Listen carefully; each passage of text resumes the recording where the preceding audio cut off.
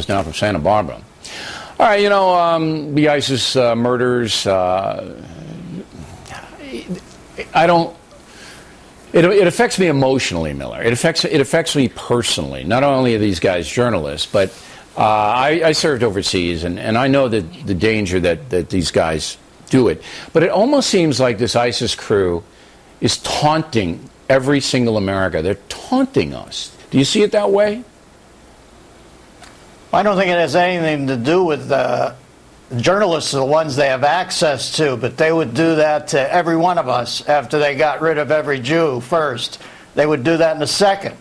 And it would appear that our president, it's a strange arc he's had in his political career. When he was in the Illinois state legislature and he wasn't really of consequence, he voted present.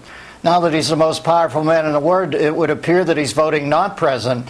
And I think that lack of a gravitational field, a simple "they're afraid of us," is starting to bite us in the arse. I remember Rudy Giuliani once said to me, we might not be at war with them, but they're at war with us, and we best participate, or, they think too much on that side. We've got American citizens being decapitated on iPhones. And we're trying to overthink it. I mean, that's, Billy, that millisecond pause while we try to think and deem them primeval and, that they're from the past. That's where you get killed. We should just accept it. These guys are animals, and you're going to have to kill them. But I don't think that President Obama is going to kill anyone without, without Belgium signing off on it, or Angola. Because every time he addresses these things, it's always the international community, it's always the consensus, it's always this, it's always that. And I'm just saying to myself, look, it's fine if you can get them and rally everybody against ISIS and Putin, but you can't govern that way. He's almost like the president of the UN, Miller, not the USA. He's a bad president, right? We agree on that. He's bad at this. Listen, I've said this before. They tell me he's a genius. This case, he's like that computer in 2001, HAL 9000. We're way out near the moons of Jupiter, and our guy's got a blip. And you know what? It's going to cost us. Well, we got 2 more years, and these guys are feeling their oats, and they're going to whack a lot of heads off in 2 years. But Biden says he's going to chase them to the gates of hell, Miller. Oh, Biden. Listen, Biden was all part of this stance till he had to disengage from the fuel module. But quite frankly, Biden's been in the sidecar like Burt Ward to this guy's Adam West for 6 years now. All of a sudden, he's turning into Curtis LeMay. Biden's a hapless political hack who wants to be the next president. But the fact is, he's got this thing in place like it is right now by, being this guy's Pancho Sancho.